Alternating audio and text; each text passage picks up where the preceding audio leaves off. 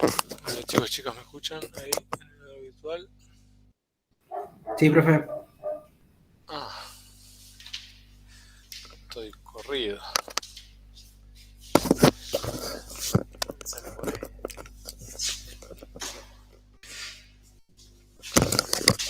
Configurar el audio.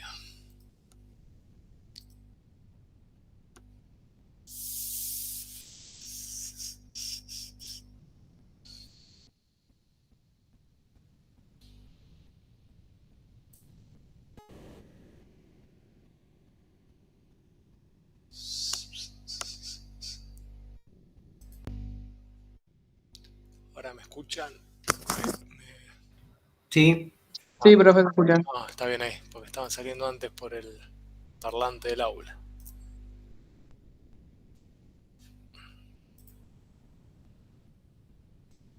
Bueno, habíamos llegado hasta acá. Cuando digo hasta acá, digo habíamos definido o habíamos presentado cómo vamos a calcular las derivadas direccionales con esta formulita, y al desarrollar esta formulita nos dimos cuenta que en verdad era la expresión que puede provenir del producto del desarrollo de un producto escalar, ¿no?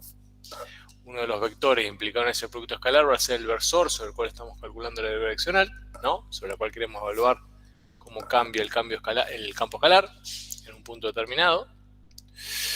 Pero el otro vector que puede dar lugar a este producto escalar es este vector particularísimo que definimos como el vector gradiente asociado a un campo escalar, ¿no? En un punto del dominio.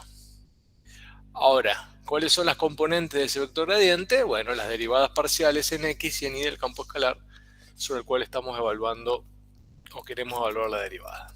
¿Está bien?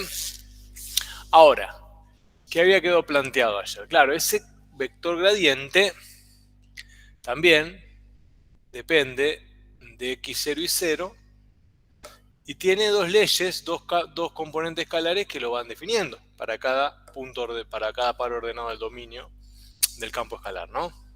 Es decir, que ese vector gradiente también define una función. Y una función que hemos trabajado hace un tiempito, que son las funciones de tipo vectoriales. Pero ¿cuál es la diferencia de esta función vectorial con respecto a la función vectorial que hemos definido antes? En el primer caso, hace un tiempito atrás, la función vectorial dependía, o el dominio lo tenía en R, ¿no? Es decir, para cualquier valor de t, nosotros íbamos generando distintos vectores, distintos R de t. El tema que acá el dominio no lo podemos tener en R, porque decimos que las componentes escalares, que serán las leyes de esta función vectorial, tienen su dominio en ¿dónde? Cada componente escalar. En R2, claro, porque cada componente escalar define un campo escalar a su vez, ¿no? ¿Se dan cuenta? Porque cada componente escalar, que, repito, son las leyes de esta función vectorial que estamos definiendo, se originan o se generan a través de la transformación en R2 para cada caso. Entonces, ¿qué tenemos acá? Vamos a desmenuzar un poquito la situación. Tenemos algo, si yo desarrollo, acá, de R2 voy a R y tengo este resultado, ¿no? Esa derivada parcial. Pero de R2 acá, también voy a R y tengo este resultado. Obviamente, en cada caso estoy yendo del mismo R2, ¿no? Porque estoy eligiendo cada vez el mismo punto. Eso quiere decir entonces que si acoplamos toda esta información, voy a tener el dominio de esta función que estoy definiendo aquí en R2 y la imagen de esta función, y voy a tener para cada punto que estoy eligiendo un campo escalar para cada punto, pero tengo un campo escalar que va a estar ubicado en esta componente del vector y el otro campo escalar va a definir la otra componente del vector. Por lo tanto, voy a estar yendo de R2 a R2. Y este nuevo objeto, bueno, que no es tan nuevo, pero sí es diferente de lo más que se parece, es, como decía antes, la función vectorial que hemos definido hace un tiempito atrás, se denomina, así como los campos escalares son la generalización de las funciones escalares, se denomina campo vectorial, que es la generalización de las funciones vectoriales, ¿no? En todo caso, podemos pensar que la función vectorial es un caso particular de un campo vectorial que aplica de R a R2, ¿no? Así como la función escalar es un caso particular de la función del campo escalar, ¿no? Porque la función escalar va de R en R. ¿Qué es lo que diferenciará, lo que tenemos que tener en cuenta para no marearnos? Los campos escalares generan escalares, ¿no? Los resultados de la operación son números, mientras que en el caso de los campos vectoriales, los resultados de la operación son vectores. Por lo tanto, lo que define el nombre de la regla que estamos aplicando es qué resultado genera. ¿Está? Para no marearse. Uno podría pensar en términos muy generales que toda regla matemática va de Rn a Rm, ¿no? Como caso más general de todo. Ahora, si m es igual a 1, ¿no? Si m es igual a 1, entonces vamos a tener campos escalares. ¿Ah? Ahora, si m es mayor que 1, ¿qué voy a tener acá? Campos vectoriales. Exactamente. Y puedo hablar así en términos generales, y n puede ser cualquier cosa. No tengo una restricción sobre lo que define el objeto matemático, lo que parte aguas, en todo caso, es lo que pasa con el orden de lo que tengo en el conjunto imagen. Si m es igual a 1, entonces voy a estar hablando de campos escalares, cuyo caso particularísimo es la función escalar, cuando n y m valen 1, ¿no? Y si m es mayor que 1, voy a estar hablando de campos vectoriales, cuyo caso particularísimo es la función vectorial, cuando n vale 1, ¿no? Pero si yo voy de R a R4, tengo una función vectorial, ¿no? Que es un campo vectorial, pero es el caso particularísimo cuando n vale 1. ¿Estamos de acuerdo? Tengámoslo en cuenta porque después cuando hagan los problemitas en el aula o eventualmente en el parcial, tiende uno a marearse. Interesante es que todo va a ser un caso particular de un campo vectorial, ¿no? Si se quiere. O todo puede desprenderse estableciendo las condiciones del caso sobre esta estructura general de Rn a Rm. Hay que tener cuidado nada más si uno quiere separar entre objeto escalar y objeto vectorial esta consideración que hicimos recién. Bueno, vamos a formalizar un poco esta idea y es lo que vamos a hacer ahora. ¿Por qué? Porque queremos poder sacarle el máximo provecho posible a esta fórmula de cálculo, porque nos damos cuenta que si quisiéramos calcular la derivada direccional por definición, es decir, calculando el límite cuando lambda tiende a cero el cociente incremental, vimos que si la ley del campo escalar, si la ley del campo escalar tiende a ser algebraicamente compleja, quizás resolver romper la indeterminación que propone el límite sea muy trabajoso y acaso imposible. Entonces necesitamos algún atajo, y este es el atajo. Bien, bueno, vamos a definir vector gradiente. El vector gradiente entonces va a ser un campo vectorial que aplica de R2 en R, ¿está bien? De R2 en R. No, dije horrible lo que dije. El vector gradiente es un campo vectorial asociado a un campo escalar F a de R2 en R, ¿está bien? El vector gradiente es un campo vectorial asociado a un campo escalar F, ¿está? Porque el vector gradiente para nuestros objetivos carece de sentido si no lo pensamos anclado sobre el campo escalar que le da sentido, ¿está? Entonces el vector gradiente es un campo vectorial asociado, acoplado o anclado sobre un campo escalar F que sí va de R2 en R. ¿Está bien? Así lo vamos a trabajar nosotros. El vector gradiente también se puede definir en R3, ¿está bien? Con lo cual se incorpora un tercer componente, o en R4, en lo que sea, pero nosotros vamos a estar trabajando con vectores gradientes a dos componentes, en las derivadas parciales en X y en Y. Bien, y se define así. Las leyes, las componentes escalares de este vector gradiente van a ser las derivadas parciales en X y en Y del campo escalar F que le da sentido. ¿De acuerdo? Así se define. Ahora bien, ¿qué es un campo vectorial? Un campo vectorial, sobre todo con el cual vamos a trabajar, lo vamos a definir en el caso particular, es cualquier transformación matemática, cualquier regla de asignación que tome un par ordenado en R2, en este caso, si voy a ir de R2 a R2, y me devuelva para ese par ordenado un vector en R2. ¿Está? Eso es un campo vectorial. Si yo me quedo acá y digo, esto que tengo acá, F,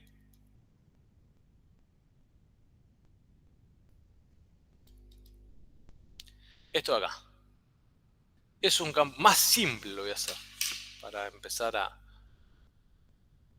no complicarnos tanto la vida todavía. Esto que tengo acá.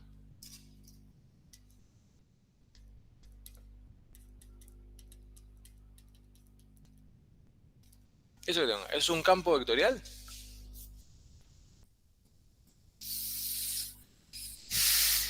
¿Dónde estaría el dominio en todo caso? El dominio está definido acá.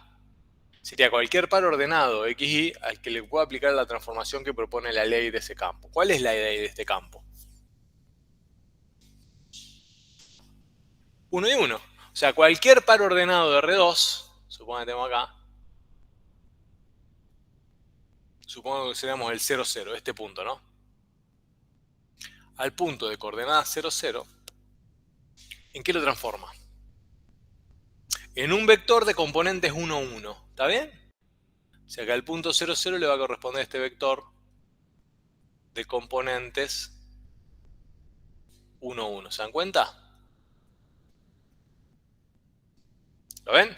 Al punto este, al punto de coordenadas 1, 0.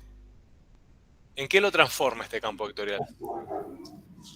En 1 a 1 también, ¿o no? Exactamente, también en otro vector que va a ser 1, 1, porque el f evaluado en 1, 0 también me devuelve el 1, 1.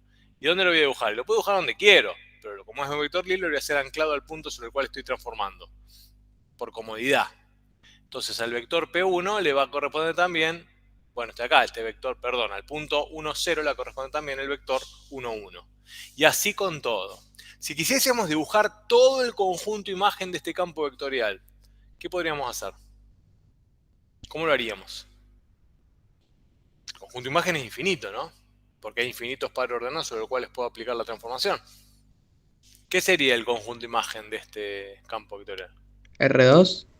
Sería R2 completo, exactamente como dicen acá en el aire. Sería todo, si quiero dibujarlo, sería todo esto manchado, completo, una mancha negra, así, en R2. Porque va a terminar pintando todo R2, ¿no? Porque a cada punto le va a asignar un vector. ¿De acuerdo? ¿Está bien eso? Entonces vamos a ver cómo lo podemos organizar.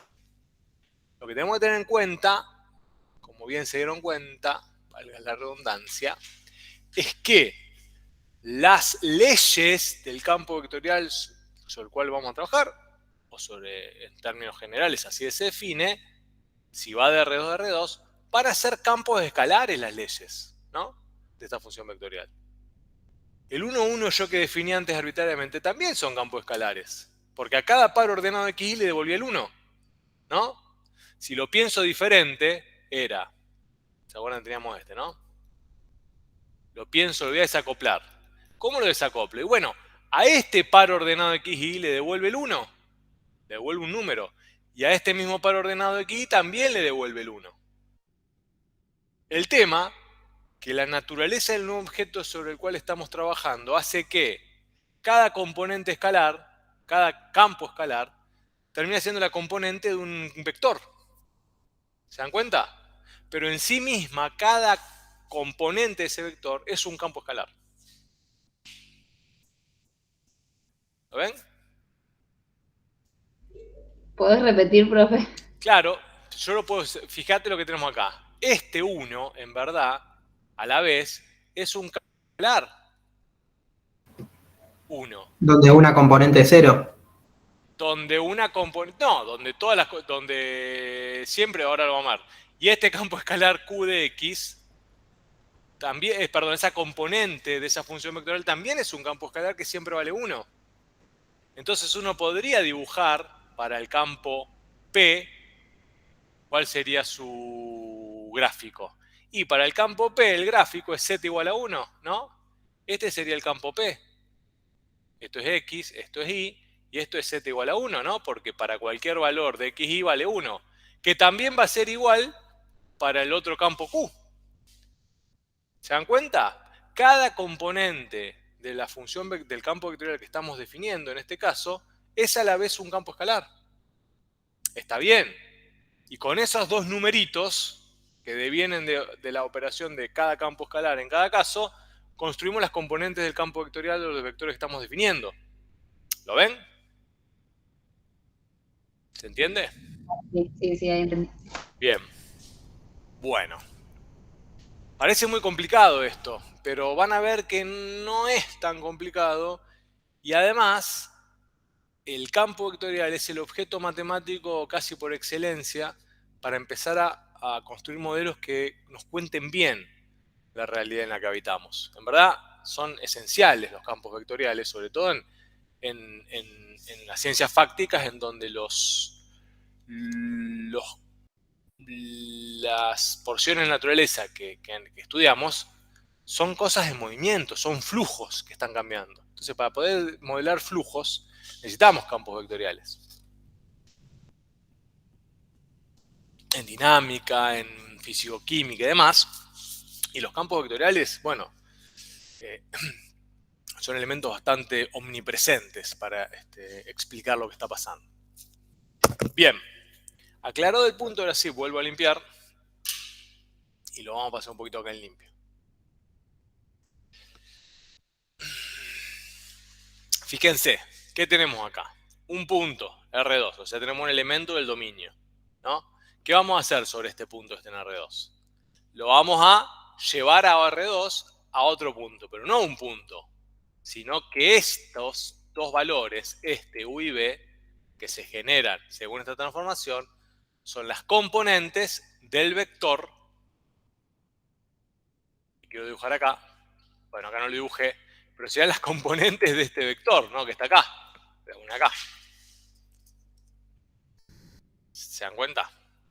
Ahora, esta componente surge de aplicar el campo escalar sobre el par ordenado XY, el campo escalar P. Y esta otra componente, o sea, esta componente, y esta otra componente, es decir, B, surge de aplicar el otro campo escalar sobre el mismo par ordenado XY. Y ahí tenemos las componentes escalares, o sea, las componentes del vector F en XY.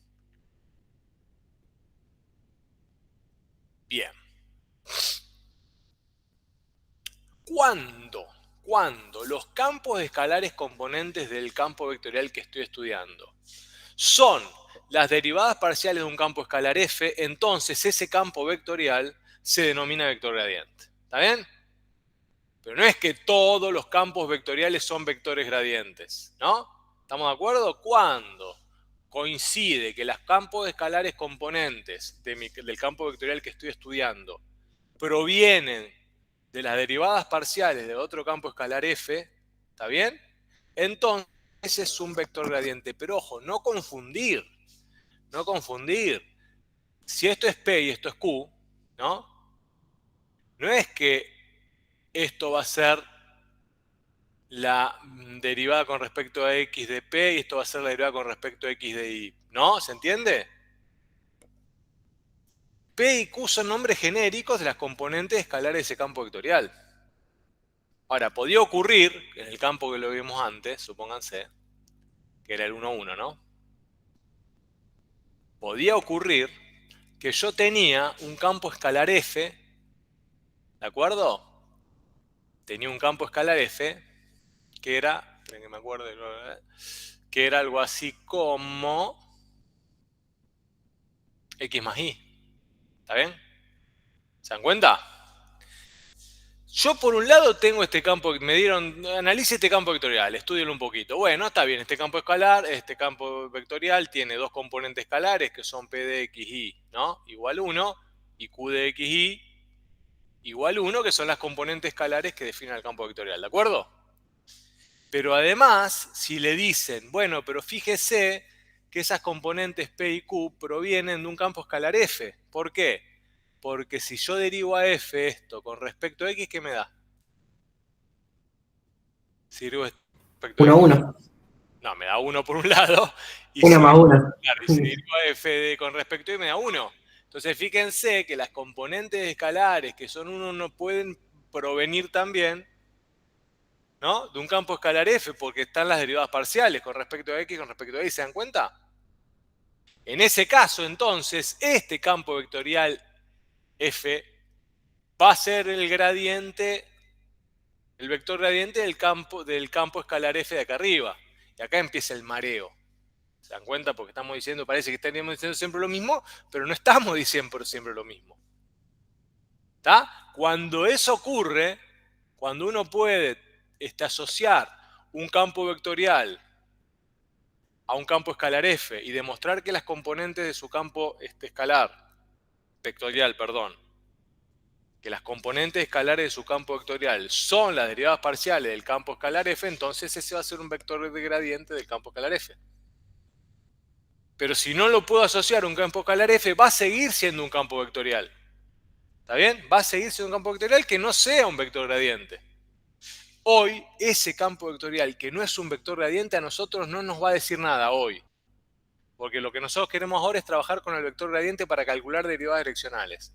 Pero en una semana y media, ese campo vectorial que no es el gradiente necesariamente de un campo escalar, nos va a decir un montón de cosas. ¿Tá? Por eso es importante aprender bien el concepto de campo vectorial en términos generales. Ahora vamos a reducirlo a la idea de vector gradiente como un auxiliar de cálculo para la derivada direccional, pero es mucho más rico que eso el campo vectorial. Y es mucho más útil que solamente ser el auxiliar de cálculo de una derivada direccional. Es el modelo ideal, como les dije, para representar flujos de materia, flujos de energía, ¿no? Para representar el campo gravitatorio, el campo potencial, el campo magnético. Es decir, para representar los fenómenos más interesantes de la naturaleza atómica, o la naturaleza física, en donde nosotros nos desplazamos y donde nosotros vivimos. Se usan sobre todo campos vectoriales. Bien. Entonces, introducido el objeto nuevo, vamos a empezar a operar con él. ¿Cómo vamos a operar con él? Vamos a ver cómo nos va a simplificar la vida. Nos piden que calculemos la derivada direccional del campo escalar SF en el punto 2 menos 1 en la dirección, primero concentrémonos del vector U, el famoso vector 3, 4, porque el módulo da 5, ¿no? Por eso es muy cómodo. Bueno, supónganse que, y de paso repasamos, que todavía no aprendí cómo calcularla con la formulita de cálculo, entonces voy a utilizar la definición. Y la definición que va a decir, bueno, la derivada en el sentido de U del campo escalar F en el punto 2 menos 1, ¿a qué va a ser igual? Y va a ser igual al límite, cuando lambda tiende a 0, ¿de quién? Del campo escalar evaluado, ¿dónde? Por ahora pongamos xy menos el campo escalar evaluado, ¿dónde? El punto de interés, ¿no? ¿En quién? Sí, en 2 menos 1, ¿no? Claro. En 2 menos 1 sobre lambda. Ahí está, hasta ahí está perfecto. Tengo un cociente incremental. Y el cociente incremental todavía no, pero va a terminar dependiendo de lambda. ¿Por qué? Porque este x, ¿se acuerdan cómo es la historia? Va a ser x0, o sea 2, más lambda ¿por quién?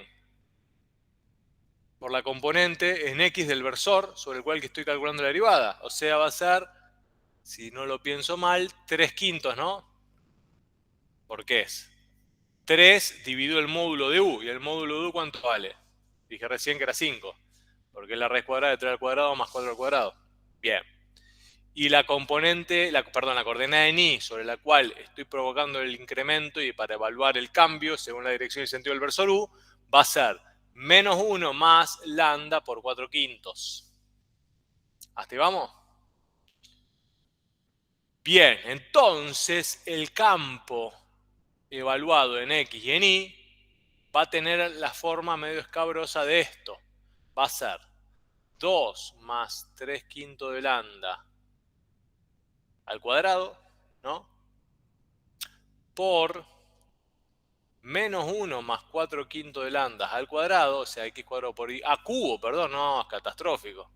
Ya me sacó las ganas de vivir. Menos 4. Y todo esto va a ir acá metido. ¿no? Y sobre eso vamos a tener que operar algebraicamente para poder romper la indeterminación y resolver ese límite y evaluar la derivada en definitiva. La verdad que desanima bastante. Primero que tengo un cubo ahí. Y ya acordarme del trinomio cubo perfecto es todo un dolor de cabeza. Pero sobre todo, y a partir de lo que hemos visto recién, tenemos una forma muy práctica de resolver la derivada que nos evita tener que algebraicamente romper esta determinación. ¿Y cuál es esa forma? Bueno, ahí está. La derivada direccional en el sentido del versor U del campo evaluado en 2 menos 1 es el gradiente, el vector gradiente de ese campo escalar, es decir, el campo vectorial, el vector gradiente asociado a ese campo vectorial F, por el versor escalar, el versor U0. Entonces, lo único que hay que hacer acá es tomar el campo escalar y calcular la derivada en X y la derivada en Y, que son fáciles, siempre van a ser fáciles, porque se calculan como derivada ordinaria, como si la otra variable fuese constante. Entonces acá me va a quedar 2x y cubo, ¿no? Y listo. La primera derivada para cual esto es para todo x y, ¿no? Y después puntualizamos. Fíjense que acá tengo una componente, un campo escalar, ¿no? Porque depende de x e y, esta expresión que está acá. Y acá tengo la otra, y la otra que me va a quedar, y me va a quedar 3 por x cuadrado por y a cuadrado, ¿no? ¿Está bien? Bueno, ¿qué es lo que tengo que hacer luego? Tengo que encontrar quién es el vector gradiente evaluado en 2 menos 1. ¿Qué quiere decir? De este campo vectorial gradiente que tiene para x y, que tiene esta expresión, 2x cubo, punto y coma, 3x cuadrado y cuadrado, ¿no? Este campo gradiente es un campo vectorial que para cada par ordenado de x y me va generando vectores, ¿no? Porque cada una de estas es una componente escalar de ese vector que va generando. Bueno, de todos esos, no quiero todos, porque para el cálculo de la derivada necesito encontrar una sola imagen de ese campo vectorial, que es en donde estoy evaluando la derivada, es decir, en 2 y menos 1. ¿Se dan cuenta? Entonces, para el 2 y el menos 1, o sea, si yo me paro acá en el dominio, este sería el dominio, ¿no? En R2, para 2 y menos 1, ¿no? Para este punto, yo quiero encontrar cuáles son las componentes U y B que le corresponden. O sea, quién es el U y quién es el B. U se llama B, pero no importa, las componentes escalares. Entonces, ¿quién van a ser? Y bueno, cuando vale menos 1, ¿qué va a quedar acá? Vamos a la cuentita. 2, Menos 4 y 12. 12. La primera es 12, ¿no? No, 12 por un lado. Menos 4 me menos dijiste y 12. 4, claro, y el otro 12. Y 12. O sea que a este punto le va a corresponder el menos 4, por acá, y 12. O sea que le va a corresponder este vector. Este vector de acá es este de acá. Es el gradiente, es la imagen que le corresponde al campo vectorial gradiente de f en 2 menos 1. ¿Y para qué me importa ese vector? Porque es el vector que necesito, según la formulita de cálculo, para para obtener la derivada. Bien, o sea, menos 4 y 12. ¿Y a quién tengo que multiplicar a menos 4 y 12? Y bueno, tengo que hacer, ahora lo paso limpio, ¿no? Menos 4, 12 por 3 sobre quintos más 4 quintos, ¿no? Por el versor U0, que es las componentes del vector U dividido el módulo de cada una, que es 3 quintos, 4 quintos. Y eso es una pavada, porque me va a quedar menos 12 quintos, ¿no? Más 48 quintos. Menos 12 quintos más 48 quintos es algo así como 36 quintos, ¿no? Perdón, ¿por qué lo dividía por 5? Porque es el módulo, fíjate que es por el módulo del versor. Por el módulo, perdón, Ok. por el versor, no por el Sí. vector. Entonces acordate que el versor es 3 sobre el módulo de U, punto y coma, 4 sobre el módulo de U. ¿Bien? Sí. Bueno, pasémoslo en limpio y van a ver que entonces el procedimiento es muy sencillo. Si lo internalizamos y lo incorporamos. Cálculos de derivadas. Menos 4 y 8. Me engañaste allá en la cabina de control. No era menos 4 y 12. ¿Está bien? Ah, le erré en algo. Porque derivé mal yo. O está mal acá. Esto no me gusta. Si derivo con respecto a y, no me queda esto. ¿No? Esta derivada está mal. Ah, era una y acá, miren, ¿la ven acá? Me quedó fuera el recuadro. Era Ah, 4i. Era 4 por i, por eso. ¿Lo ven? viste que no fue culpa mía. Claro, está bien, muy bien, gracias. Entonces el resultado es menos 4,8. Faltaba esa i que no se ve, entonces cuando derivo con respecto a i, me queda el 4. Entonces me queda el menos 4 acá. Bien, entonces era 8. Porque le restaba a los 12, le restaba el 4. Entonces ahí tenemos el gradiente, es decir, este es un, si lo pienso desde el punto de vista de la imagen del campo, esto es un vector, componente menos 4,8, ¿no? Que lo puedo anclar, si lo quiero hacer en el mismo sistema de representación, en el punto 2 menos 1. Que de hecho lo vamos a hacer así más adelante, para entender lo que hace este campo. Bueno, ¿y qué hacemos ahora? El producto luego, buscamos el versor, que era este, 3 quinto, 4 quinto, y finalmente hacemos el producto de todo lo otro y me da 4. Acá da mejor porque me queda 8 por 4, 32. 32 quintos menos 12 quintos es 20 quintos, que es 4, ¿no? Sí. Buenísimo. Espectacular. Ahora, ¿cómo interpretamos ese 4? ¿Alguien se anima? Físicamente hablando. ¿Qué quiere decir ese 4? Que el cambio en ese punto está aumentando hacia ese lado. Está yendo hacia ese lado. ¿Hacia dónde? O sea, hacia el versor está aumentando en 4.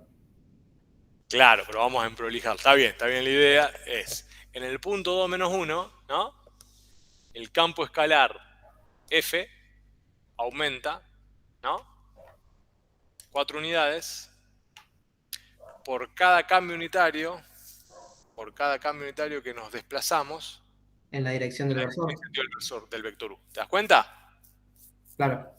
Lo que pasa es que la idea de cambio unitario en la dirección y sentido del vector, no, está bien, es más difícil de interpretar porque es una dirección torcida, pero no importa. Es por cada cambio unitario en la dirección y sentido de ese vector. ¿Está bien? Sí. Y, profe, Sí. ¿es correcto decir que el módulo velocidad en la dirección del versor U es 4? Que el módulo velocidad, El módulo velocidad en la dirección del vector U es 4.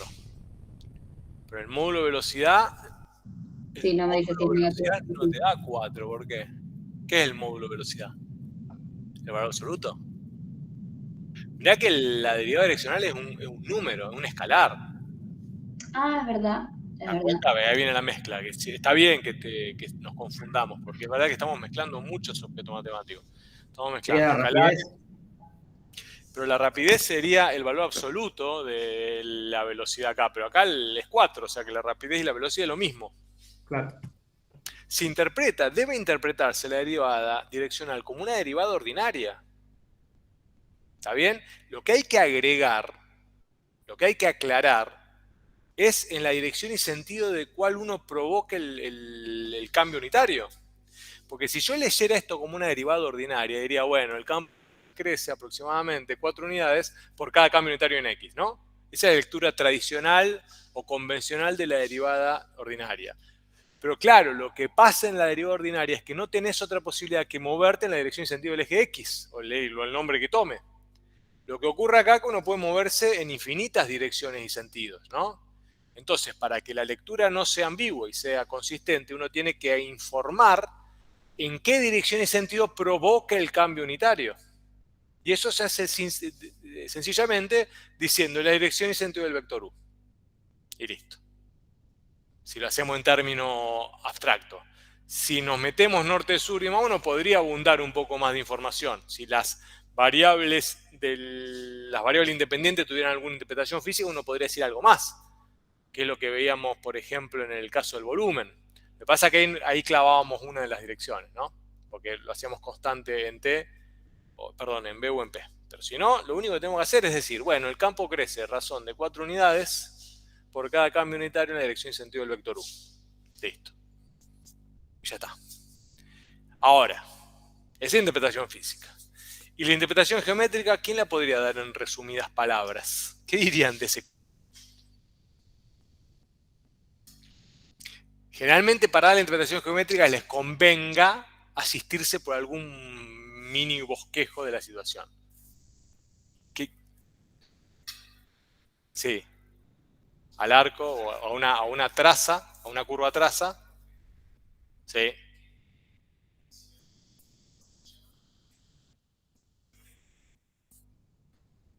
Sí, lo que pasa es que ahí se empieza a poner sinuosa la cosa, porque yo les decía que en este caso les va a convenir siempre, si tienen que dar la interpretación geométrica, hacer un pequeño gráfico por lo menos del plano del dominio y en todo caso,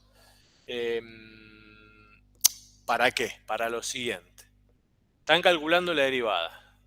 ¿En qué punto? En el punto 2 menos 1, ¿no? Acá. Este es el punto de interés.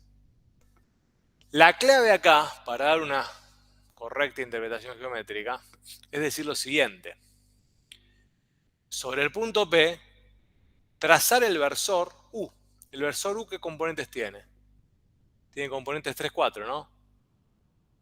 1, 2, 3, 1, 2, 3, 4, ¿no? Lo hacen como quieren. Es el vector U. ¿De acuerdo? Este vector U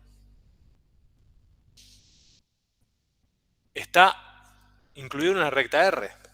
¿Y qué decíamos nosotros? Bueno, el plano ZR, es decir, el plano ZR, que no sé qué ecuación tiene, pero lo imaginamos, ¿no? Si lo hago en 3 dimensiones, sería una cosa así. El punto lo tengo, supónganse por acá. Supónganse que el vector crece para los dos lados. Crece algo así. Este plano que dibujé acá, ¿está bien? Va a cortar a la superficie, va a intersectar la superficie en una curva, que supónganse que sea esta. ¿La ven? ¿Se dan cuenta? En este punto, voy a trazar la tangente. Pero que está incluida en este plano. ¿La ven? Claro, porque en la derivada parcial era más sencillo.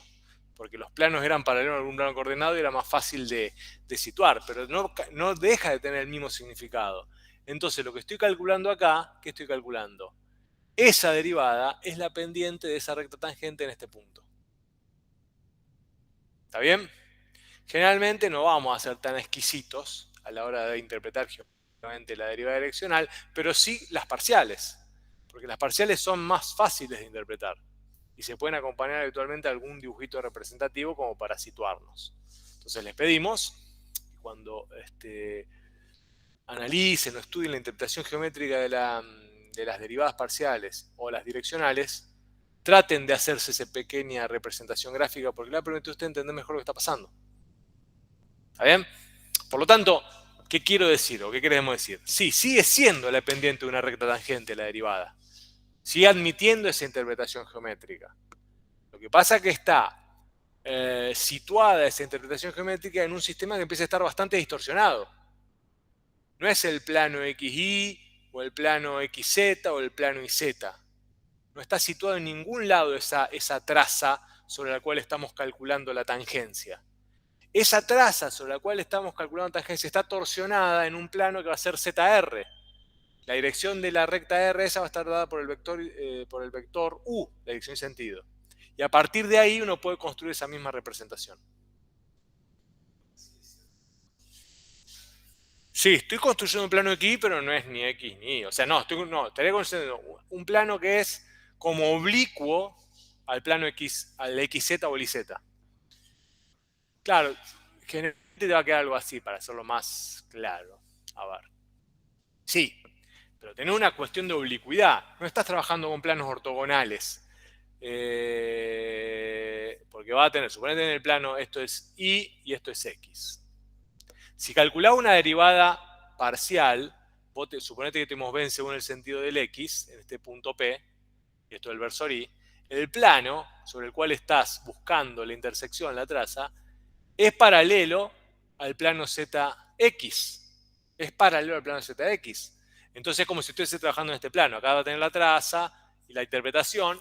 Es como si fuese una interpretación de una derivada ordinaria. De hecho, así lo discutíamos el otro día. Si trabajo en este plano, lo mismo. Voy a estar trabajando con una curva que es de ZI.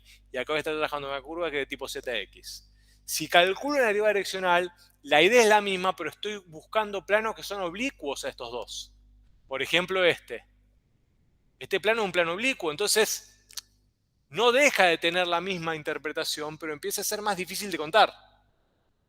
Porque acá no vas a tener acá no voy a tener una ZI o una ZX en este plano. Voy a tener algo así como una Z en este R, pero ¿qué es este R? Y ya no sé qué es este R, porque este R depende del vector U. Y al depender del vector U es un eje oblicuo sobre el cual uno no puede decir demasiado en términos concretos, más allá que la interpretación siga siendo la misma. ¿Se entiende en el cabina de control, chicos, chicas? Y el plano, ¿pasa por la punta del vector U o en su totalidad? No, lo incluye al vector U. El vector U, este vector U, suponete, vendría a ser las veces del versor I o del versor J en las otras derivadas. Es el Ok. vector que le da sentido y dirección al eje R en este caso. Ok, ¿Está bien? sí. Está incluido el vector U en el eje, en el plano. Es el que define el eje sobre el cual estás evaluando dos cosas. Desde el punto de vista de la derivada, la noción de velocidad. Ahora, desde el punto de vista de la interpretación geométrica, claro, el que te va a permitir encontrar la traza, este eje, sobre el cual vos estás calculando ese valor de 4 que sería la pendiente.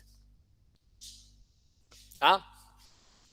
Entonces obviamente va a tener pendientes en todos lados, porque va a tener traza en todos lados, y en cada caso puedes calcular, usar la noción de recta tangente y su pendiente para ver si el campo crece o decrece, ¿no? Porque ese 4 se te sigue diciendo que el campo está creciendo en la dirección y sentido del vector U. O sea que la pendiente de esa recta va a ser positiva, por lo tanto la pendiente va para arriba, la recta va para arriba. Acá no lo usamos tanto, pero todo esto también está pensado en el términos de la linealización. Porque uno podría proponer una aproximación lineal de esta superficie, como hacíamos para el caso de la derivada. ¿Se acuerdan que nosotros podíamos usar las rectas tangentes como una especie de linealización de la curva? Uno iba calculando derivadas de atramitos y esas rectas tangentes podían reemplazar directamente a la curva. Entonces uno podía imaginar una curva como una sucesión de segmentos rectos tangentes, ¿no? Bueno, acá pasa lo mismo, pero en vez de sucesión de segmentos rectos tangentes uno puede empezar a pensar planos que van linealizando la superficie. Hasta ahí no llega la materia, pero es un poco la idea de la utilidad de la utilidad de la derivada direccional en el contexto de los campos escalares. También se usa para linealizar. O sea, el concepto de linealización acá implica el uso de planos para reemplazar a las superficies curvas o cuádricas o la forma que tengan. Bien. Bien. Volvemos. ¿A dónde volvemos? Ahí vamos.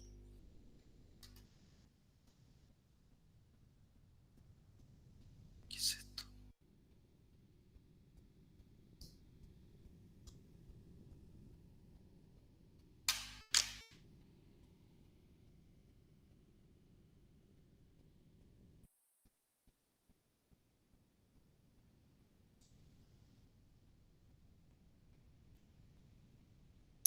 Volvemos.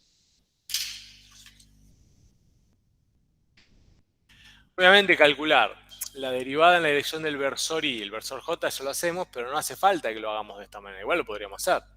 Y daría igual, ¿no? Porque en vez de que va el versor U, quería ver si lo hice acá. Claro, cuando va el versor U, me va a quedar el 1, 0. Entonces el producto que tengo que hacer es que encontré que era 8 menos 4, o 4 menos 8 era, no. ¿Verdad? Volvemos a usar el menos 4, 8, porque en el mismo punto, y me va a quedar menos 4, 8 por 1, 0, que en el fondo es menos 4. ¿Lo ven? Ahora, podría haberlo hecho directamente derivándola como si la otra fuese constante y me da lo mismo. Porque si yo busco la derivada parcial con respecto a x acá, la derivada parcial con respecto a x me va a quedar, ¿qué habíamos hecho? Bueno, 2x, ¿no? Y esto evaluado en menos 2, perdón, 2, menos 1 cualquiera, que me queda 2x por y cubo, ¿no? Esto evalúa en 2 menos 1. ¿Está bien? ¿Por qué me da menos 4? Me equivoqué. Si esto lo evalúo en 2 menos 1, ¿qué me va a quedar? Falta menos Derivo 4 esto ahí. porque derivé mal, porque me queda 2x por y cubo. Está bien, ¿no? Menos 4 ahí.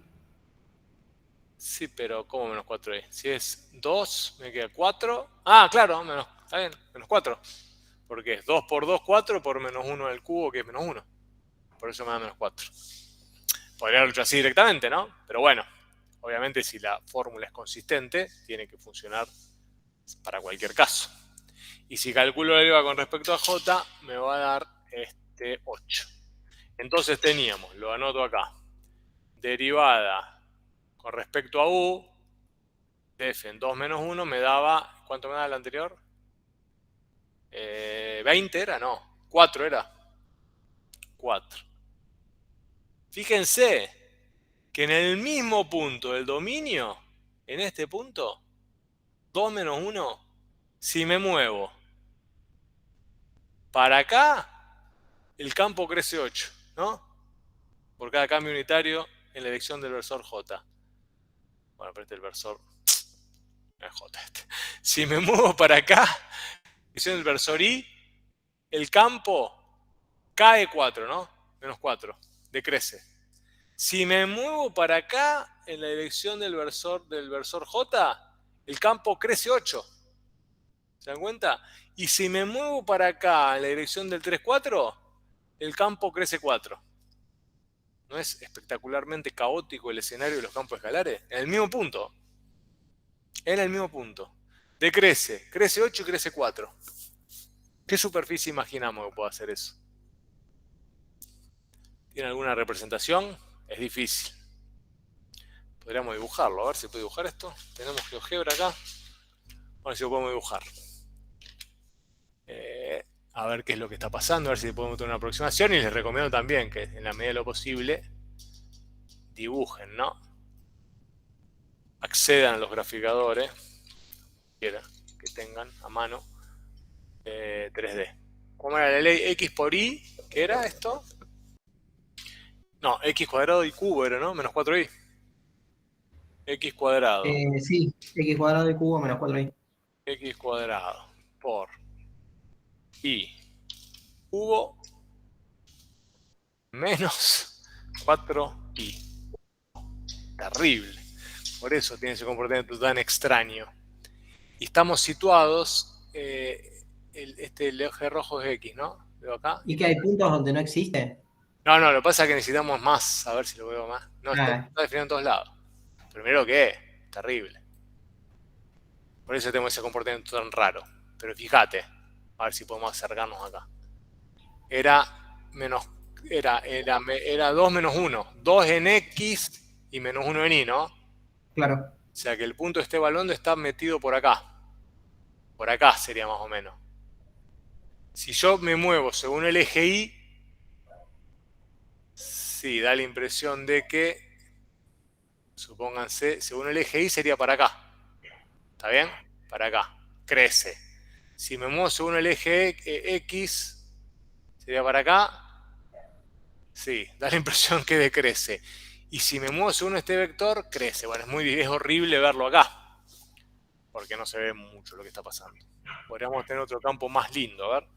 Si lo pongo así, hacemos los mismos cálculos. Así tenemos una idea de lo que está pasando. Si hago algo así como... A ver este. O sea que son horribles estos. X cuadrado y cuadrado es una cosa... No. Vamos a hacer este, a ver. X cuadrado y cuadrado. Clásico, que es este. Y vamos vamos a evaluar qué va a pasar. Si estamos en el punto, supónganse 1, 1, ¿no? Y nos movemos en la dirección del eje Y, ¿qué les parece que va a ser el valor de la derivada? Va a aumentar. Va a aumentar, perfecto. Si estoy en este mismo punto, en el punto 1, 1, y me muevo en la dirección del versor, Y, ¿qué va a pasar? También aumenta. También va a aumentar. Y si estoy en el punto 1, 1 y me muevo en la dirección del versor U, también va a aumentar. ¿Se dan cuenta? Ahora, si a esto le sumo un y cubo, o lo cambio el y cuadrado por el y cubo, el comportamiento no es tan predecible, sobre todo en la zona en donde x es negativa. A ver ahí. ¿Se dan cuenta? Acá va a cambiar un poco en algún lado. No siempre va a crecer. ¿En dónde no siempre va a crecer? Anticipémonos. Si nosotros calculáramos la derivada direccional, ¿no? En el punto, por ejemplo, 2 menos 1, que estaríamos por acá, hay lugares, hay derivadas direccionales que van a crecer y otras que van a decrecer. ¿Se dan cuenta? Vamos a verlo. Es x cuadrado más y cubo. Total, es fácil, ya tengo la formulita de cálculo, nos vamos a anticipar. X cuadrado más y cubo. El campo ahora va a ser... ¿por qué me sacó? El campo ahora va a ser x cuadrado más y cubo.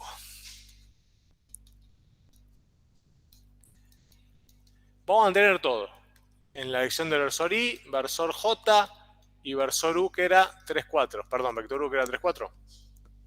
Y el punto va a ser el mismo. El punto de interés va a ser 2 menos 1, ¿no? Menos 1. Bien.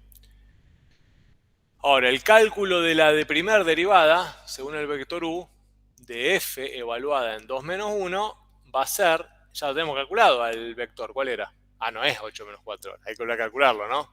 Porque acá tengo que calcular quién vale f de x, quién es f de y. F de x, ¿quién va a ser? Bueno, es fácil, ¿no? 2x. Y f de y, ¿qué va a ser? 3y, ¿no? Sí. ¿De acuerdo?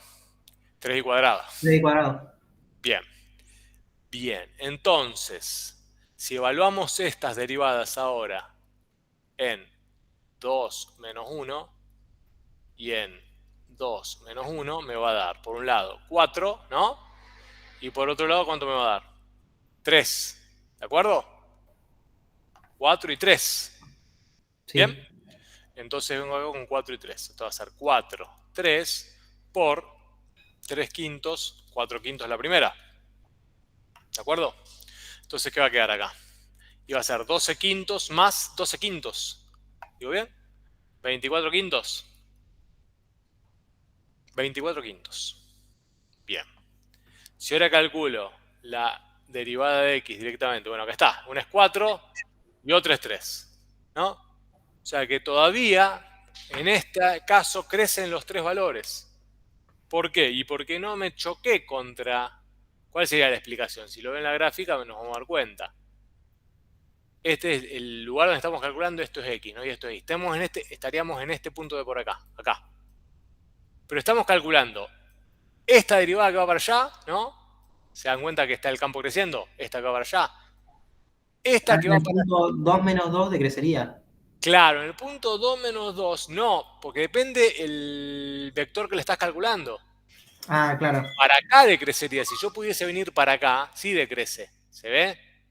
Pero si estoy calculando para acá, o para allá, o para allá, Claro, aumentaría. claro, está aumentando, que es lo que estamos viendo allá. ¿Lo ven? Acá también aumenta en los tres casos. Va, acá aumenta en los tres casos y en el otro aumentaba en 2 y en el otro disminuía. Vale, que lo pudimos ver. ¿De acuerdo? Bien.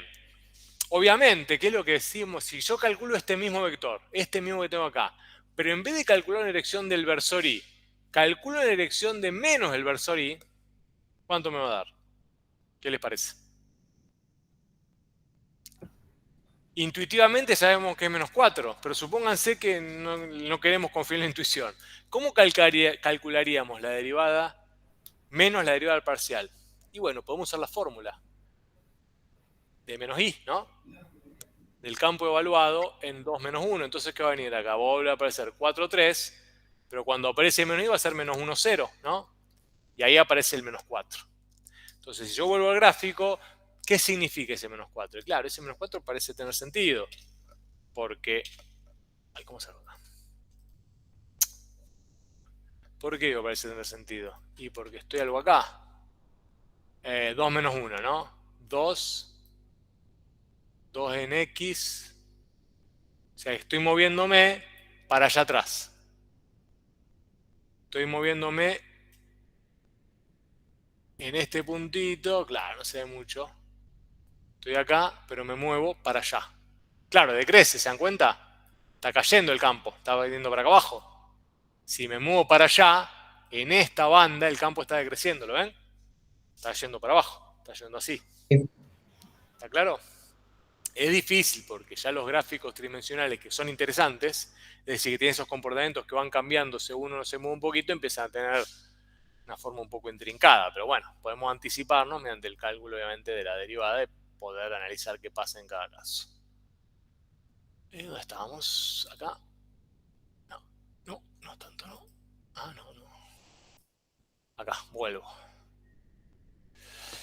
Vuelvo al punto donde estábamos, calculamos las derivadas, concluimos y tenemos los resultados. Bien. La pregunta del millón, que todos y todas podríamos empezar a hacernos, está bien, estamos de acuerdo que hay en cada punto, para cada campo escalar, infinitas derivadas. ¿Está bien? Vimos que hay dos que son particulares, que son las parciales, que son muy útiles para construir una formulita de cálculo de derivada. Ahora, dentro de toda esa infinidad de derivadas, ¿hay alguna que va a ser la más grande? ¿Que va a proponer el cambio más grande? ¿Hay alguna que va a proponer el cambio menor? ¿El menor cambio? Depende del plano. Sí, depende del vector, claro, del vector dirección sobre el cual estás calculando la derivada. ¿Eso quisiste decir?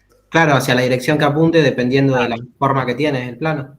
O estás asumiendo que hay alguna dirección y sentido en donde el cambio va a ser mayor y otra dirección y sentido donde el cambio va a ser menor. Sí. Es razonable esa suposición. Ahora, ¿por qué? Sería lo otro. ¿Por qué? Y yo creo que en la fórmula de cálculo, tal cual ahora está, o vuelvo para atrás, tal cual está representada acá, acá, hay un principio de explicación, que eso es así. Pensémoslo un ratito. Miremos la fórmula de cálculo. Se supone que esa fórmula de cálculo nos sirve para calcular todas y cada una de las derivadas direccionales en cada punto del campo escalar F, ¿no? Todas podemos calcular esa fórmula de cálculo. En las infinitas. Esa fórmula nos permite calcular las infinitas derivadas. Asumimos, intuitiva y naturalmente, que tiene que haber una dirección de cambio, una dirección de sentido del cambio donde sea este máximo y una dirección de sentido donde este sea mínimo. ¿Está bien? Es decir, tiene que haber una derivada direccional máxima y tiene que haber una derivada direccional mínima. Tenemos esa fe ciega que eso tiene que ser así. La explicación, un principio de explicación se encuentra incluido, o se encuentra no oculto, pero sí se encuentra implícito en esa fórmula. ¿Qué les parece? Veámosla, inspirémonos.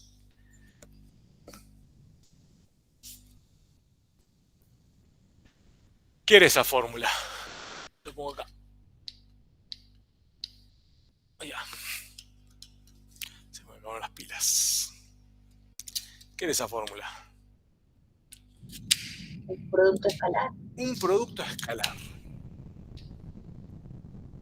O sea, ese producto escalar. ¿No?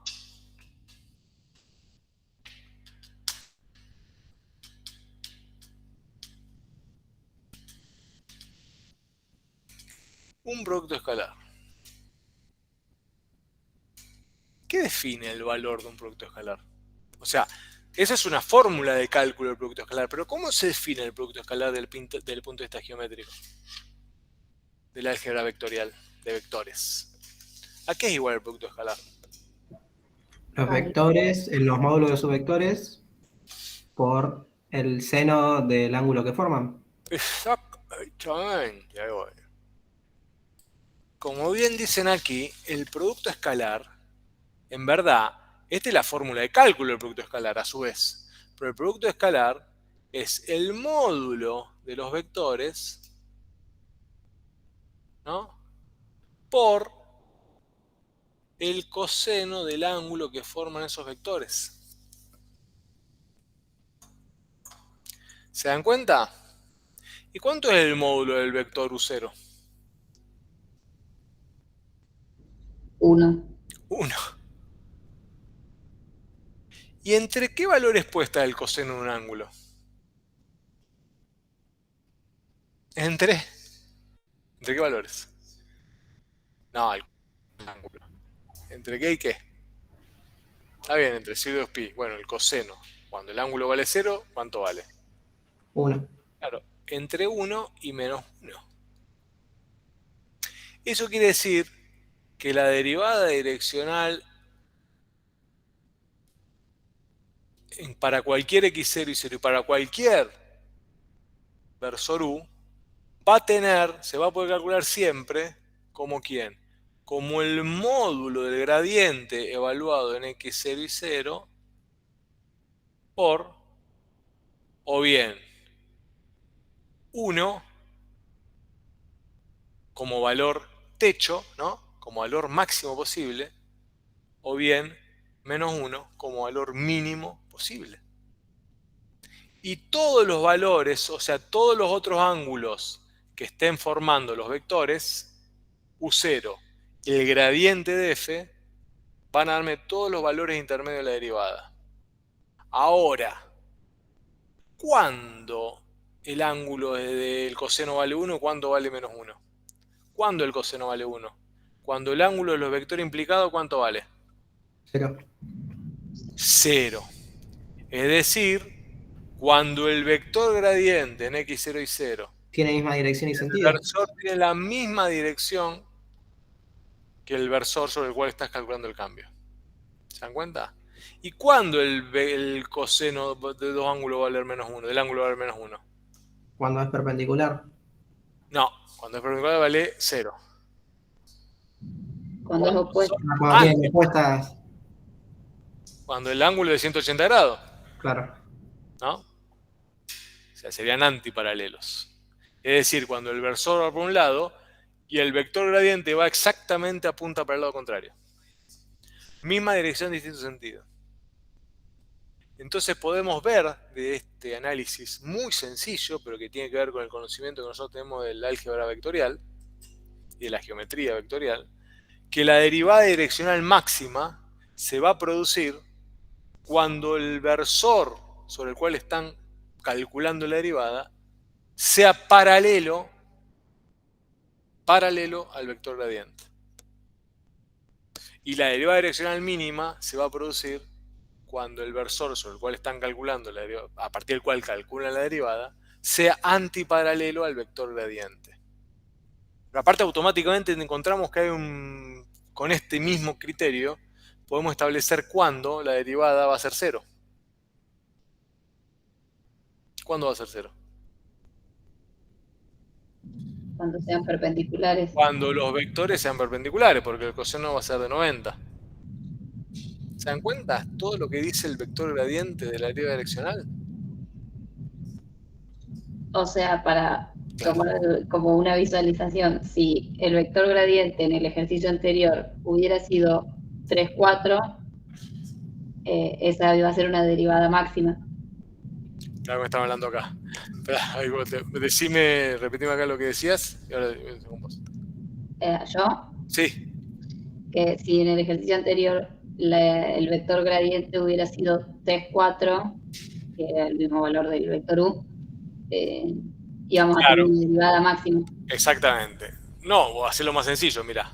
Si en vez de pedirte, si en el ejercicio anterior pedíamos que calcularas la derivada, ¿no?, de u, la derivada en la dirección del vector 2 menos 1, ¿no?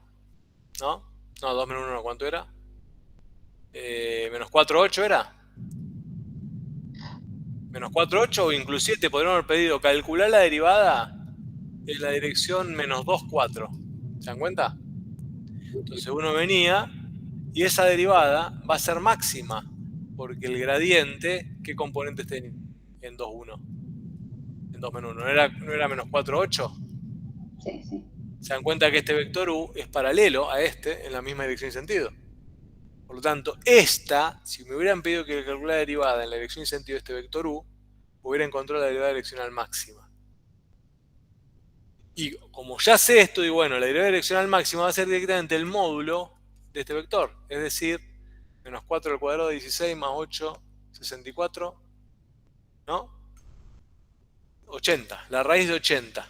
el máximo cambio posible que puede tener ese campo escalar en el punto 2 menos 1 es raíz de 80. Y se va a producir en la dirección y sentido del vector gradiente. Y el mínimo cambio que va a tener ese campo escalar en el punto 2 menos 1 es menos raíz de 80. Y se va a producir en la dirección del vector gradiente, pero en sentido opuesto. ¿Lo ven? No va a haber otro valor mayor y no va a haber otro valor menor. Lo cual da un poco de certidumbre en este caos que es la derivada direccional máxima, saber que hay valores que acotan las posibilidades. ¿Vos decías por este lado acá en el aula real? ¿Qué decías?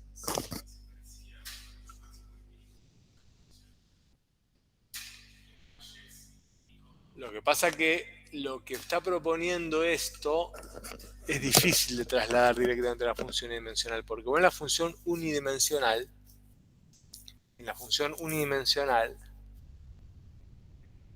la derivada máxima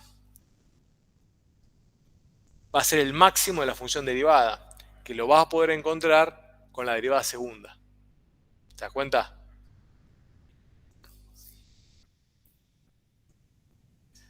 Y porque es porque si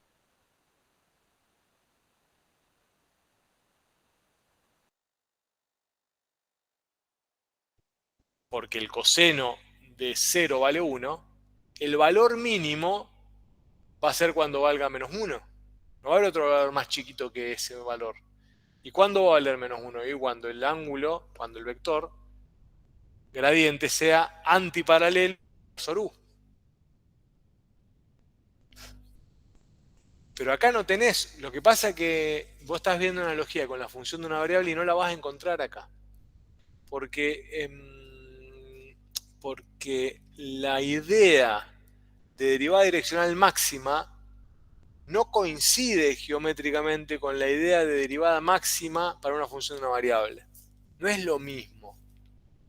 No es lo mismo, porque en la función de una variable, insisto, vos siempre estudiás el cambio en una dirección prefijada, que es la de la variable del versor y, que es la variable x. Acá vos tenés una infinidad de posibilidades de cambio. Y en cada punto del dominio, vos vas a tener una derivada direccional máxima. En cada punto del dominio. O sea que vas a tener infinitas derivadas direccionales máximas e infinitas derivadas direccionales mínimas para un campo escalar. Porque en cada punto del dominio vos tenés una derivada direccional máxima y una derivada direccional mínima. Y eso en la derivada de una función no ocurre. Vos en la derivada de una función tenés una única derivada máxima y una única derivada mínima si querés. ¿Está bien? Y acá va a tener infinitas. O sea, lo único que puede estar seguro es que para un punto del dominio va a tener una única derivada direccional máxima y una única derivada direccional mínima. Pero tenés infinitos puntos en el dominio. Con lo cual ese problema de seguridad y de unicidad se te multiplica al infinito. Entonces estamos en la misma, volvemos a empezar. Pero por lo menos encontramos una manera de justificar que hay un valor máximo en la derivada direccional, que hay un valor mínimo en la direccional, y lo vimos muy inteligentemente y muy intuitivamente desarrollando el producto escalar, que es la herramienta de cálculo de la derivada direccional. Ahora, ¿cómo llegamos a esta conclusión de que la derivada direccional se puede resolver como ese producto escalar? Se lo debo para otra vida, porque eso no va a ser motivo de evaluación. Lo vamos a aceptar como tal, como que vale. Y a partir de ahí todo lo otro cobra sentido. ¿Está bien? Bueno, lo que discutíamos a partir de esta transparencia que viene ahora es justamente eso. Ya lo vimos. La que les decía es la que viene ahora. La relación que queda establecida entonces entre el vector gradiente como garante de la existencia de una derivada direccional máxima. No del vector gradiente, en todo caso, que la fórmula de cálculo de la derivada direccional tiene implícita la cota entre un valor máximo y un valor mínimo. Nos permite llegar a ese valor máximo y ese valor mínimo. Y esa es la pregunta que nos hacíamos acá. Como la derivada direccional de f en un punto darse en cualquier dirección y sentido, si yo considero todas las direcciones posibles, todas las derivadas posibles direccionales, ¿habrá alguna en que sea máxima? ¿Habrá alguna dirección en que la función cambia a máxima velocidad? ¿Habrá alguna función que cambia a mínima velocidad? ¿Cómo puedo calcular esa velocidad máxima? Bueno, esa es la pregunta que nos hicimos recién. Bien, y el teorema que formaliza lo que recién hemos visto es el teorema, bueno, es el teorema 4, que dice lo siguiente. Sea f una función diferenciable en xy, hipótesis del teorema, entonces la derivada direccional máxima es el valor máximo de la derivada direccional en el punto xy, ¿no? En un punto xy, y se produce en la dirección y sentido del vector gradiente. Y se va a calcular como el módulo del vector gradiente en ese punto.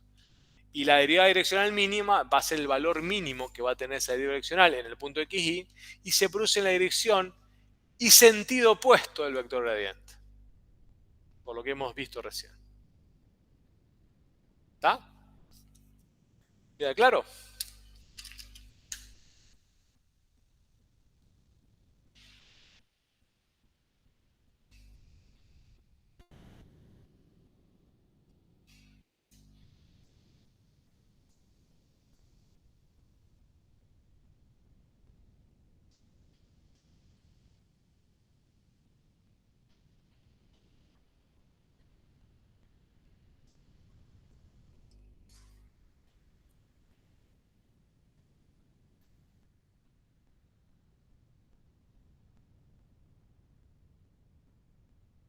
Bien. Bien. Bueno, acá está un poco la demostración, entre comillas, del teorema, que es lo que vimos recién, intuitivamente. Si la derivada direccional máxima es el producto escalar entre estos vectores, ¿no? Y se desarrolla el producto escalar como se define, como el producto de los módulos por el coseno del ángulo que forman, el módulo de U0 va a ser 1, entonces la derivada direccional siempre va a ser, se va a poder calcular como si tuviese el dato, el módulo del vector gradiente en el punto por el coseno del ángulo que están formando los vectores. Obviamente no voy a tener este dato y por eso uso la fórmula como suma del producto de las componentes, ¿no? Pero bueno, geométricamente esto está explicando bien lo que ocurre. Ese ángulo puede estar entre 80 y 0 grados, ¿no? Y a partir de ahí queda establecida la cota de los valores posibles de la derivada direccional máxima. Tengo una mínima, que es esta, y tengo una máxima, que es esta de acá. Muy sencilla la demostración, muy intuitiva, muy geométrica. ¿Bien?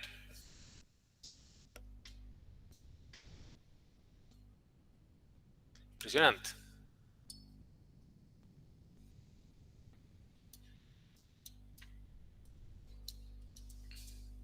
Impresionante. El problema... ¿Por qué tengo otra vez esto? Ah, ya lo tengo.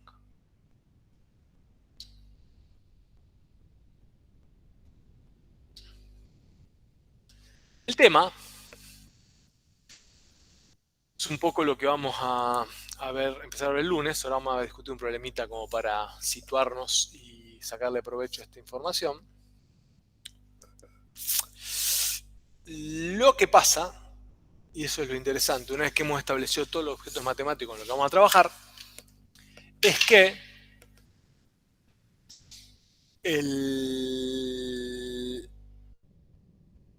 la velocidad es interesante cuando uno puede situar un objeto, ¿no?, en el plano del dominio y darle libertad de movimiento a ese objeto, ¿no?, que es la famosa hormiguita que iba pintando con sus patitas una placa o lo que sea. Supónganse que tengo un plano XY en donde pongo una partícula cargada y se empieza a mover, ¿no? Supónganse que sobre ese plano XY aplico una fuente de calor. ¿Qué quiere decir eso? Y que para el elemento del plano XY, en donde está la particulita, bueno, el calor no va a ser el mismo, porque esa fuente de calor va a empezar a irradiar según una ley determinada, que en cada punto, ¿no?, aplique un calor determinado.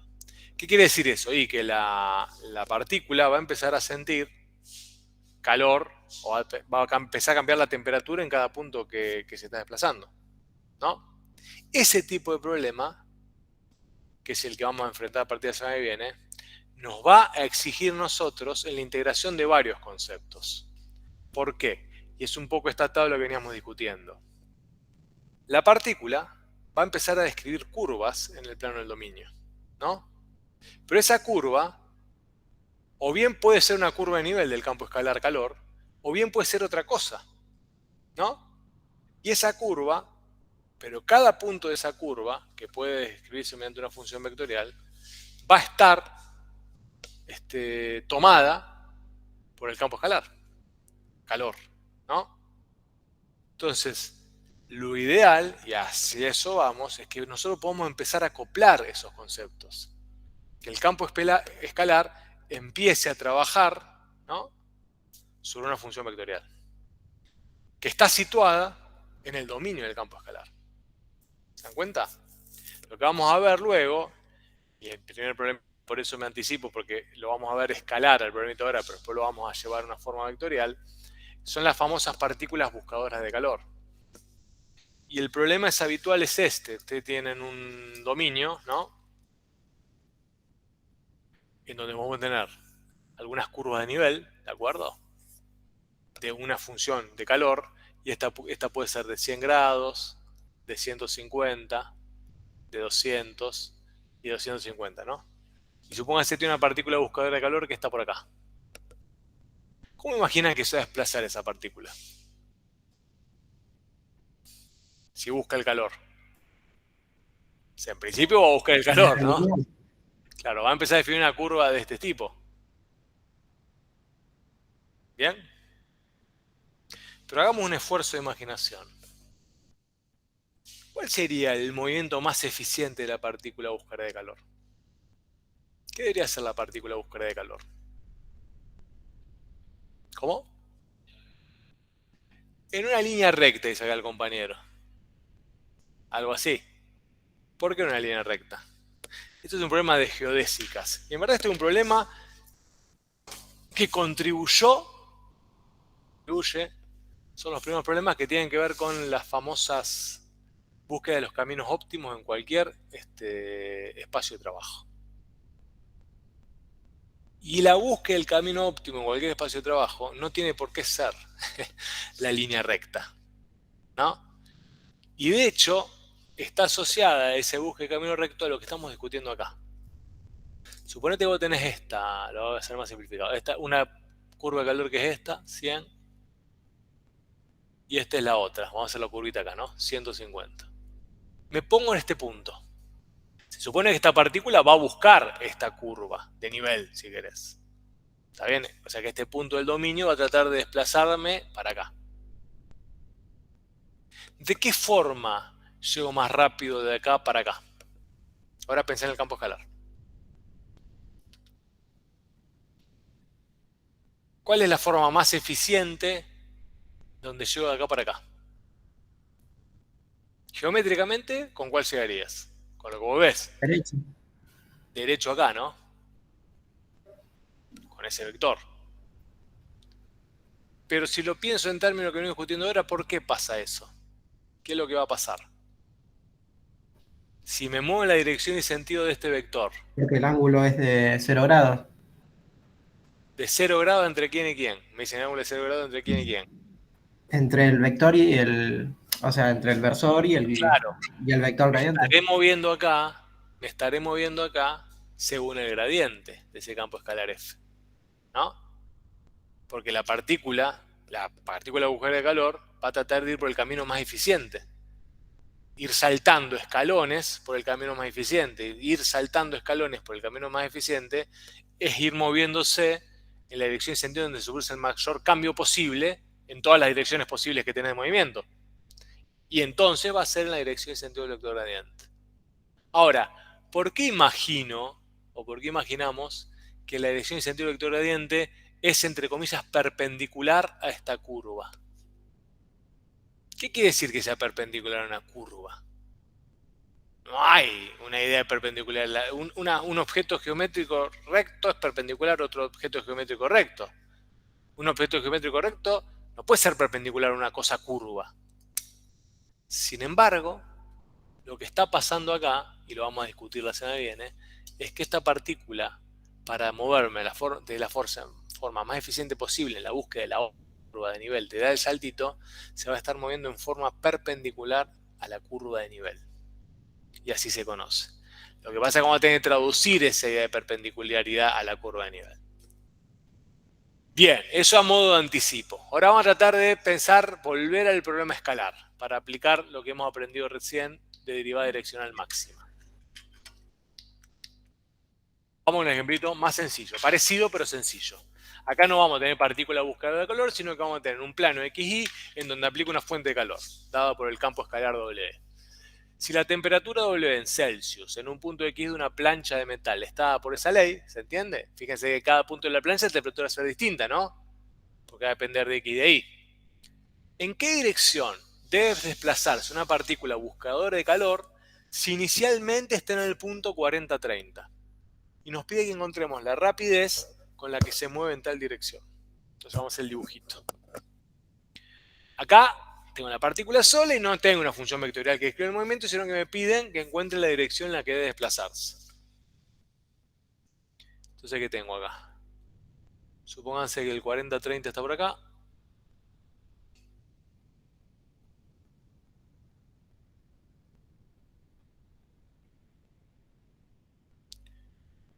Bueno, ¿para dónde desplazar? Tengo infinito. Para allá, para allá, para allá, ¿no? ¿Para dónde debe desplazarse? Si es una partícula de calor, es lo que le dije recién. Va a tratar de moverse en la dirección, aumente el calor, en la dirección más eficiente, que va a ser en la dirección del vector gradiente, ¿no? ¿Está bien? Va a tratar de ir rápido, la forma más rápida posible, la forma más eficiente posible, aumentar su temperatura. Entonces, lo que hay que hacer acá es, en todo caso, es calcular primero el gradiente de f, ¿no? Para cualquier xy. Y el gradiente de f va a ser la derivada en x. Xy la derivada con respecto a y en xy, ¿no? ¿De acuerdo? Son fáciles estas derivadas porque van a ser 0,006, ¿no? Por x, punto y coma, ¿de acuerdo? Menos 0,008 por y, ¿no? ¿Está bien? Sí. ¿Se ve? Bueno. Y entonces, ¿cuál va a ser la dirección y sentido en la que debe desplazarse la partícula? Y bueno, va a estar dada por el gradiente de f evaluado en dónde. En 40-30. Exactamente. ¿Y cuánto va a ser esto? 40 por 0,06 es 0,024. ¿Digo bien? Sí, ¿no? 0,024 o 0,24. Claro, 0,24. Y el otro va a ser menos 0,24. O sea que lo puedo pensar como 0,24, ¿no? Por 1 menos 1. ¿Está bien? Para que quede más elegante. 0,24 por 1 menos 1. Por lo tanto va a ser el 1 menos 1. Va a ser algo para acá. 1. Uy. 1. Supónganse. Va a ser chiquita, ¿no? Y menos 1. O sea que se va a desplazar para acá. ¿Está bien? Y esa es la dirección de desplazamiento de la partícula. Miren qué sencillo que es el análisis. ¿Por qué sé que esa es la derivada direccional máxima? Porque es igual, o sea, porque el coseno del ángulo que formaría con el Claro, vector es 1. es de 0 grados. O sea, lo que estamos calculando acá, no se olviden, la derivada del campo F en el punto 40-30 en la dirección del gradiente, ¿no? Por eso lo pongo. En la dirección del gradiente de F en 40-30. Eso es lo que estoy calculando. ¿Se dan cuenta? Estoy calculando la derivada direccional del campo escalar F en la dirección y sentido del vector gradiente. Esto va a ser lo que se conoce como derivada direccional máxima de f en 40-30. ¿Está bien? ¿Y cómo puedo calcular esa derivada? Acá estoy encontrando la dirección y sentido, es decir, la del gradiente, pero ¿cómo puedo calcular esta derivada direccional máxima? Lo que me pide acá, ¿cómo calculo esa rapidez? Haciendo el módulo. Haciendo el módulo de esto. O sea, ¿qué va a ser? El módulo de esto que va a ser 1 raíz de 2, ¿no? Por 0,24. Bueno, O sea que la derivada direccional máxima va a ser raíz de 2 por 0,24. Eso es lo máximo que va a aumentar la temperatura en el punto 40-30.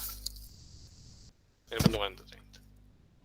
Y esa dirección máxima se va a producir en la dirección del vector gradiente que tiene por componente 0,24, 1 por menos 1. Bien, ese sería el análisis completo. ¿De acuerdo? Ahora, y acá viene el asunto. Y acá viene el asunto. Suponga que quiero calcular la curva de nivel que pasa por el punto 30-40. ¿Cómo lo harían eso? Para probar mi otra teoría.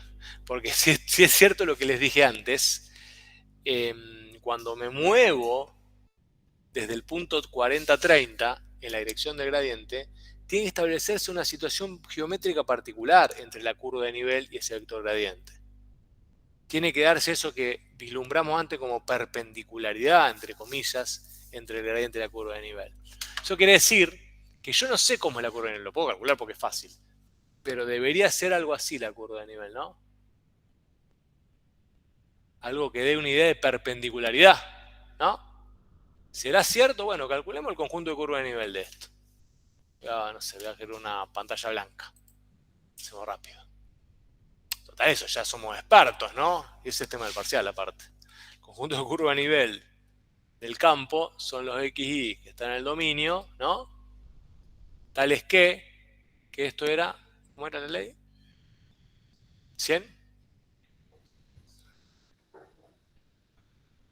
10. Me parece que era 10. Ah, ¿era 10 o 100? 10, bien. 10 más 0,03x cuadrado menos 0,04y cuadrado, ¿no? Y esto igual a K. Con K en la imagen. Entonces empiezo. 0,03x cuadrado menos 0,04y cuadrado es igual a K menos 10, ¿no? ¿Qué puedo hacer ahora? ¿Qué me conviene hacer? Y me conviene pasar el x cuadrado para allá, ¿no? 0,004 y cuadrado, mucho no voy a poder hacer. K menos 10 menos 0,003 x cuadrado, ¿no? Y finalmente, ¿qué tengo que hacer? Pasar esto dividiendo. Claro, y cuadrado va a ser igual a, esto era un menos, o sea, va a ser, bueno, K menos 10 menos 0,03 x cuadrado sobre menos 0,04. Y hacer la raíz de todo eso. Y hacer la raíz, o sea que iba a ser igual a, lo cual esto es positivo, esto puede ser cualquier valor real, digo, entonces me va a quedar más menos, ¿no? La raíz de K menos 10 menos sobre menos 0,04, ¿no? Sí. Con lo cual es una lástima porque no sé cómo es la curva de nivel esta. Supónganse que la altura, ¿y qué altura estoy buscando? Pero ¿qué altura estoy buscando? La altura que estoy buscando sí sé cuál es. Porque estoy buscando cuando X vale 40 e Y vale 30, ¿no? ¿Qué altura me quedaba? Y el campo evaluado en 40-30 es... Sí, ¿no? ¿Cuánto me va a dar? Sí. El campo evaluado en 40-30 va a ser 40 al cuadrado es 4 por 4, 1600. 4 por 4, 40, sí, 1600, ¿no? 1600 por 0,03, ¿cuánto es? 4,8. 4,8. Menos 0,04 por 900, ¿no? ¿Cuánto me queda?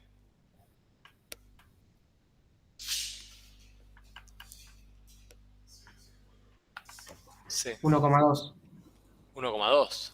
0,004 por 900. 1,2. No, yo te di el cálculo total. 1,2 da todo esto acá, así, 1,2.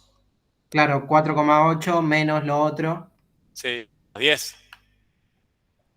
Y ahí me faltó más 10. Es menos 10. No, más 10. 10. ¿Cuánto me da? 10 más esto menos esto. Dígame el resultado final, por favor.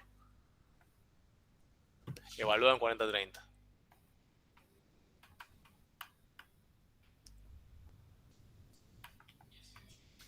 18,4. O sea que lo que me están pidiendo es K cuando vale 18,4. O sea que 18,4 menos 10 es 8,4 dividido toda la otra porquería.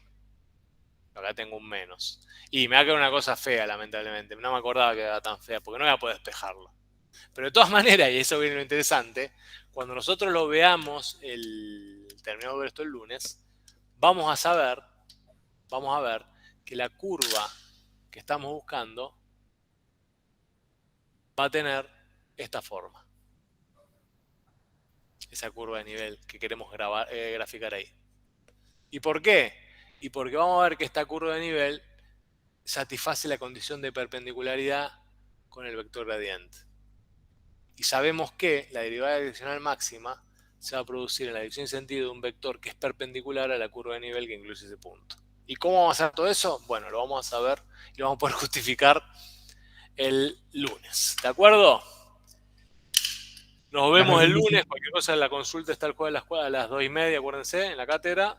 Bueno, y si no, nos vemos el lunes que viene. Hasta luego. Chao, Vale, profe. profe. Chao.